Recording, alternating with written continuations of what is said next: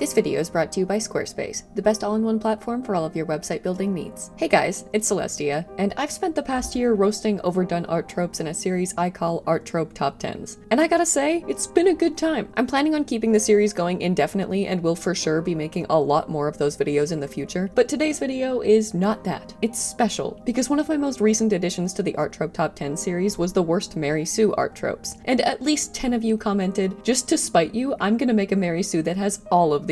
Which, like, do you know me at all? That's the opposite of spiting me. There is nothing I want more than an uber Mary Sue to put all the rest to shame. And unlike all you cowards talking a big game about making one, I'm actually gonna do it. So prepare yourselves for my masterpiece. The best video I've ever made, the best character I've ever created. The worst Mary Sue of all time. With a backstory and character sheet included to thoroughly, fully showcase her glory. But I have to take a moment to thank today's sponsor first, Squarespace. Because I mean, they've been the reason I've been able to make so many of these art trope videos in the first place. They've supported tons of them, and what you're looking at right now is a portfolio created solely to showcase all of the art trope Celestias I've made in the process of making them. One that I made on Squarespace to show you exactly why I think it's the best website building and hosting platform out there. If I can make a portfolio just for these extraordinarily dumb art tropes that actually looks good, imagine what you could make to display your actually serious, legitimate art. Well, I guess I personally don't have to imagine, because I've built not one, but two real portfolios on Squarespace, when I wasn't too busy doing my very important civic duty in commemorating the birth of Yowie Hand Celestia and Giant Chin of Justice Celestia, both my first cutesy branded portfolio and my more polished professional one. Both were just as easy to make with their extensive tools and templates, which extend beyond just portfolio making. Those templates were found in their massive library that includes options for any kind of site you could possibly want to build, which can just as easily be taken a step further and upgraded into fully functional online stores, too. That's because Squarespace offers everything you need to do so. The ability to manage payments and inventory, handle shipping and fulfillment, and even boost your SEO to help you get more eyes on your site and maximize the number of customers shopping there. It's perfect for selling merch, prints, and really any kind of art or physical good. But selling services like consultations, event management, editing, and even art commissions is just as easy with everything Squarespace has to offer. A streamlined workflow, built-in appointment scheduling, email marketing tools, and so much more. And your customers have just as many options as you do, too, because they offer all of the most popular payment methods like Klarna, ACH Direct Debit, Apple Pay, Afterpay, and ClearPay, and even allow you the option to send individualized branded invoices to specific clients. So you can start accepting orders from all around the world with just a few clicks. Whether you're an artist in need of a portfolio, an entrepreneur building an online store, a creator setting up an interactive blog, or a small business owner making a landing page, Squarespace is the place to do it. And you can find out yourself by going to squarespace.com to get your own free trial today. And once you've built the perfect site that you're ready to launch, you can get 10% off your first purchase of a website or domain by going to squarespace.com/DuchessCelestia, linked in the description. Thank you so much to Squarespace for sponsoring today's video, and please go check them out. Now, let's start making the world's worst, most cursed Mary Sue. And bear with me when it comes to my use of the term. I know it's controversial. I explain my stance on it in the beginning of the first video, linked in the iCard above, if you want to hear it. For now, though, what's important is that we make this monster as much of a nightmare as she can possibly be. For the most part, that means combining all of the tropes from the top 10 worst Mary Sue art tropes video. But I've also thrown in a couple from the best tropes video because people have historically hated them so much that they're worth including even if I love them. Go hard or go home. I mean, this Mary Sue has to really, really suck. And that means putting my personal opinions aside for the good of the cause. Alright, so because I've always drawn Celestia as the tropes featured in Art Trope Top 10s, it only makes sense to use her as the base for this character too. She's one of my most beloved characters that's come to represent my art and my entire online identity, so obviously I'm gonna give her a cursed nightmare makeover and turn her into an unforgivable trope-riddled Mary Sue monstrosity. What else would I do? We can't call her Celestia, though. This character is the most unique, special human being to ever walk the earth. And how is she gonna be not like other girls if she has a name other girls have? I can't even Google myself without a magic horse coming up first. There's no way Celestia is sufficient for a being of this magnitude. And it's also nowhere near edgy enough to communicate immediately how tortured she is by her own magnificence and superior understanding of the world and true suffering. So I've given this some serious thought while working on the video, and I've decided that her name is instead going to be Celestinia Shadowheart Ravenwood. I'm not accepting criticism at this time. Now we gotta get to the actual designing. The sixth worst Mary Sue art trope is when the character naturally has unnatural hair or eye colors in a world in which literally no one else does, which is gonna be difficult to do with Celestia because she already has blue hair and one red eye. Given in the world she's set in, that is a normal thing for everyone, but that doesn't change that in this setting, it's difficult to incorporate this trope in a way that's different from what her design already is. But don't worry, my massive gigantic galaxy brain has a solution. For her hair, I'm gonna leave it its usual blue, but I'm pulling in one of the tropes from the best Mary Sue art trope this video, characters with rainbows literally all over their designs, and giving it a rainbow gradient at the bottom that is obviously not dyed and completely naturally occurring, making her the only human being in her universe with naturally rainbow hair. For her eyes, the answer is simple. Just incorporate the 10th worst art trope, Alexandria's Genesis. If you didn't watch that video and you're also blessed enough to have lived your entire life without having heard of it, it's a fictional genetic mutation that gives women naturally purple eyes, amongst other things, which was spread online as if it was a real thing for an unforgivably long time, and led to an entire generation of purple-eyed Mary Sues, as well as an entire generation of preteen girls desperately hoping to start manifesting symptoms of a fake disorder that would turn them into anime protagonists. My bitterness naturally comes from having been a part of the latter, doomed to perpetual and crushing disappointment. That in mind, say goodbye to your basic bitch heterochromia, Celestia. Your eyes are purple now. And while we're at it, you no longer grow body hair anywhere but your head, and you don't get periods anymore. But don't worry, your hormones are fine and you can still have kids because you have Alexandria's Genesis, and I hate you for it with every fiber of my leg-shaving, tampon-buying being. Okay, now, before we start designing her outfit, we're gonna knock 2 more of the worst Mary Sue tropes off the list. When the character is completely physically flawless with no scars or imperfections, and when characters are only allowed to be considered attractive, and they have to be the most attractive character in their world, so this is important, if they have the most stereotypically, societally idealized body type, with women being just the right amount of curvy while still being thin, and men being just the right amount of muscular while still being lean. Now, while you can't see them because why would you, Celestia does have scars and a birthmark. Or she did anyway, because not anymore. That's not hot, so we're erasing those. And while we're at it, let's just revise her proportions to perfectly match the North American beauty standards that supermodels are ruled by, because that's obviously the only way she can be attractive. And we're gonna need every single character in her universe to be overwhelmingly attracted to her in order for her to truly be the world's worst Mary Sue, so there's really no way around it. Alright, now we can start giving her clothes. Oh shit, no, okay wait, we're not actually done changing her body yet, I'm so sorry. How could I forget the most important trope? She has to be at least 5 different types of mythical creatures that could never possibly coexist in one body. Let's give her some elf ears, 1 set of angel wings, 1 set of fairy wings, fangs, claws, 2 types of horns. I joked in the first video that I wanted to give her a mermaid tail too, but if I did that, then how would you be able to tell that she has supermodel legs? I can't do it, I'm sorry, it's not worth the sacrifice. I'll give her some slit pupils along with the claws so that the implication is that with the fangs too, she's both a werewolf and a vampire, and also both an angel and a demon, and also a fairy, and an elf. That's 6, so we've not only met, but exceeded the quota. Bonus special points for Celestinia. What a win! Now we can design her outfit. So one of the top 10 worst Mary Sue art tropes was when the character's part of a group that's required to wear a uniform, but magically gets away with being the one singular person who either doesn't wear it or heavily modifies it without consequence. So she's gotta have a uniform, if only for the purpose of not wearing it properly. When I was planning this in my head, I was originally gonna give her the standard anime school uniform because it's easily the most common example of this trope, but given that we've already made her weirdly sexy for the purposes of the previous trope, that would just be uncomfortable, so that was off the table. Then I remembered that Celestia, beyond being my Sona and channel mascot, actually is an OC with lore. I just don't talk about it a lot. And in that lore, she's part of a noble family in a retro-futuristic Victorian setting that has guards for their protection, and they naturally wear uniforms. Obviously, the Duchess of the family wouldn't be allowed to be one of the guards. She's completely unqualified. That would be more than a little counterproductive, and there are rules against that kind of thing for a reason. But this isn't Celestia. This is Celestinia Shadowheart Ravenwood. The rules don't apply to Celestinia, so she's a guard now, and a duchess. First, we've got her design the actual guard uniform. You know, the one that literally everyone else, without exception, has to wear exactly as is. We're gonna put it on her character sheet later on for comparison, because now we're gonna completely change it to reflect how unique and edgy and not like other girls she is. Since she's so cool and amazing that not only is she the only person who doesn't have to follow that rule, they should really just thank her for wearing the uniform at all, even if it is modified to hell and back to the point that it's not even a vague facsimile of professionalism. Now, one of the other tropes was that the character looks perfect and pretty in even the most impossible circumstances. Digging out of their own grave, literally on fire, crawling through a sewer, doesn't matter, they still look like a hair and makeup team of 10 people just spent an hour getting them ready for a Vogue photo shoot. And that's not an easy thing to depict in a character design alone. So I'm combining it with another Mary Sue trope I hate, when the character 100% needs armor and would be grievously wounded without it by nature of their job, but instead wears none at best, and revealing clothing that actually exposes their vital organs more instead at worst. Because it technically applies. If a guard wore a uniform like this, it would be impossible for them to look pretty, because their super sexy exposed midriff would be eviscerated within 1 full business day at most. That in mind, Celestinia obviously needs to have a super sexy exposed midriff with absolutely no injuries or scars, because she's simply too powerful to be injured in any way. That would require someone to be able to best her in combat, and we know that's not possible. We're also going to change the uniform pants into a skirt, because again, people need to know she has supermodel supermodel legs, and that's significantly more important than professionalism or combat viability. While we're fucking up a perfectly good uniform, let's throw in some early 2010s scene emo fashion elements. I know that trope was on the best Mary Sue's tropes list because I personally love it, but I also know the vast majority of people hate it, and I'm not letting my personal biases and preferences hold me back from making the worst monstrosity possible. So we're gonna slap on some chains, neon colors, fingerless gloves, spiked jewelry, those checkered belts, striped thigh-high socks, and replace our guard boots with those knee-high sneaker boot things. Cover all our bases. Make sure everyone knows she would be the coolest kid in high school in the year 2012 despite being a grown adult woman. Speaking of it being cool exclusively in the year 2012, that actually works for another of the worst tropes from the list. Completely anachronistic clothing that does not even vaguely fit the time period they're in, and everyone thinks it looks cool rather than extraordinarily goddamn weird like they most definitely actually would. The scene fashion elements already do that pretty well given that she's a royal guard in the Victorian era, but let's really drive the point home by giving her some headphones and an iPod on her super cool edgy belt, because she's the only person in her entire time period with an iPod, and no one questions what it is, how she got it, or why she's able to use it to blare My Chemical Romance several hundred years before any member of the band is born. Okay, editing Celestia here, I completely forgot to mention that I gave the regular guard uniform like a wing cape kind of thing, but it's white because they're like normie angel-coated beings. Celestinia, by comparison, has a black wing that's also sparkly because she's edgier than the other guards. I just wanted to bring attention to that because it's important. Now, another trope on the list is when the character is ridiculously strong despite possessing absolutely no visible muscle tone in the slightest. Another one that's kind of difficult to express via character design alone. So to do this, I've combined it with another trope that, while from the best Mary Sue art tropes list as well, will definitely get the point across. When the character has an incredibly unique, one-of-a-kind, made-for-them and them alone weapon that's unlike anything else in their world that they use and carry constantly even when it makes no practical sense to. In this case, it's gonna be a gigantic pyramid head-esque knife sword. And for reference, his great knife weighs around 85 pounds, and even he has to take his time to lift that thing off the ground. This one is smaller, but I've decided that it's made out of a new kind of metal never before discovered in nature that is both stronger and heavier than any other, so let's say its weight is similar. Naturally, she's gonna be slinging it over her shoulder as if it's a lightweight fashion statement at all times, despite having the visible muscle mass of an average supermodel, which is very little because women aren't allowed to be both hot and buff. We have to pick just one. And you might be thinking, royal guards must have a standard regulation weapon that they all use. This isn't Genshin Impact. And you're absolutely right, but you're forgetting that Celestinia is not bound by the rules of society, and her massive knife sword serves only to give her more special points. Alright, now, the final trope on the worst Mary Sue's trope list that we still have to cover is when the character is just a gender-bent version of a canon character, but is then also shipped with them as if they're expected to be attracted to a carbon copy of themselves. This is not easy to do either, because there technically is no canon in this instance beyond the lore that I had already written for Celestia, in which she was already, therefore, a canon character herself. So I guess my only option is to rewrite that canon to include both Duchess Celestinia Shadowheart Ravenwood and Duke Lunarius Dark Souls Nightflame, who actually came first, and is pretty much identical to her in every way, and is also now her star-crossed forbidden lover. To really drive it home, I'm taking another trope from the best Mary Sue's trope list and giving her an omnipresent, ultra-important family heirloom accessory that's been passed down for generations, and that she always wears no matter what. In this case, it's an ornate locket that glows, because why not? And inside is a photo of her on one side and her beloved Duke Lunarius on the other. Alright, we've got everything on the list and more. Let's take this concept and turn it into a real character sheet. Give me what I'll pretend is 5 minutes, and...